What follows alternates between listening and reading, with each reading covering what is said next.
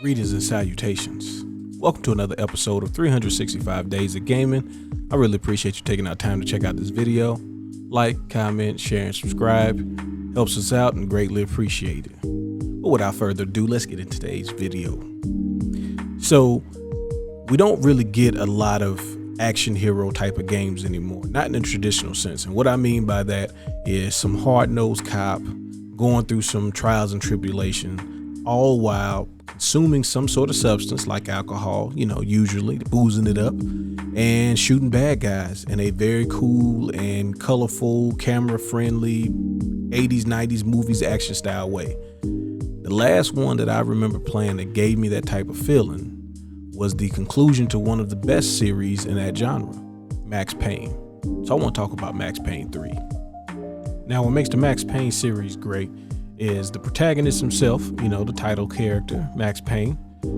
Been on the force for a long time, and by the third one, he's no longer in New Jersey where he started in the first two games.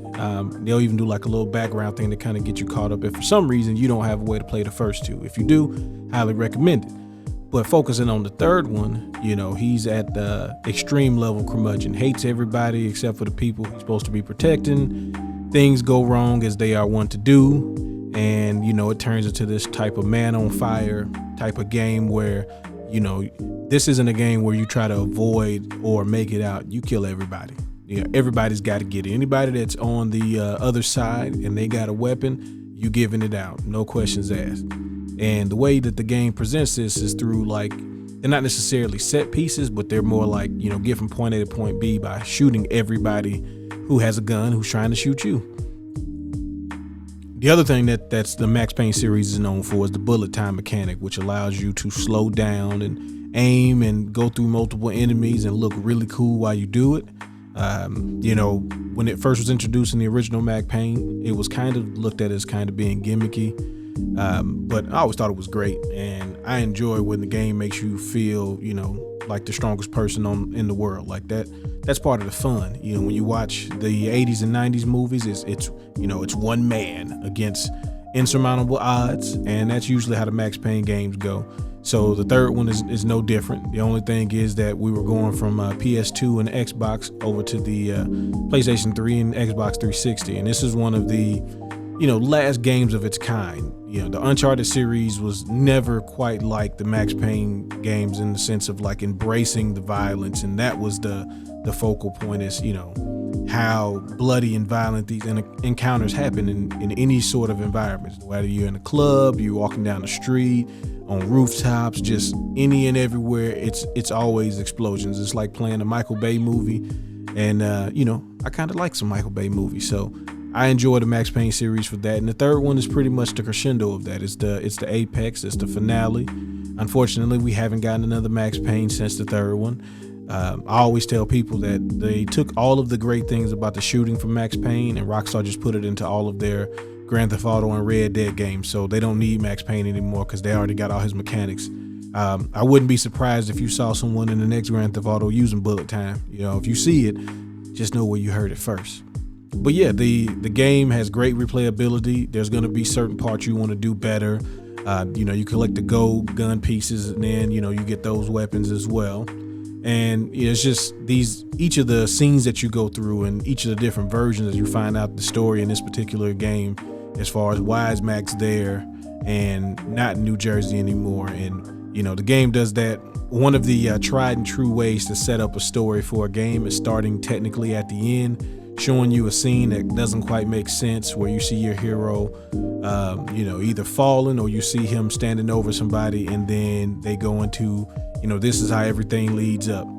So I always liked it. I always feel like even though it is cliche, it's great when they do it well, and this game certainly does it. I can't say enough more about the actual combat. It's as smooth as you can get.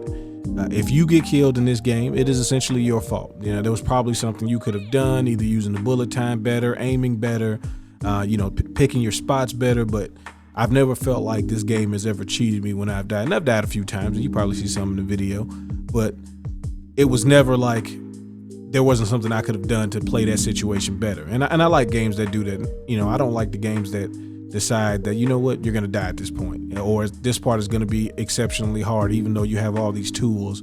We're going to nullify those. This game, if you want to, basically go through and barely take hits, you can. And if you want to just, run and gun and never use bullet time, good luck. But I mean, technically you can make it through.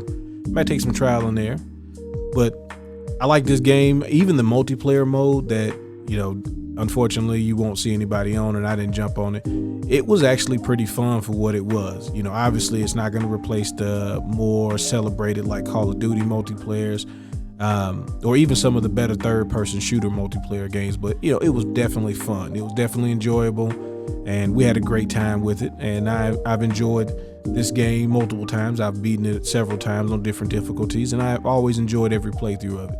So I wanted to celebrate, Max Payne, because as of right now, we haven't gotten another Max Payne, and if I can do my part in bringing it back to the surface, let's get some buzz going about Max Payne 4, or maybe even a HD remake of the original ones.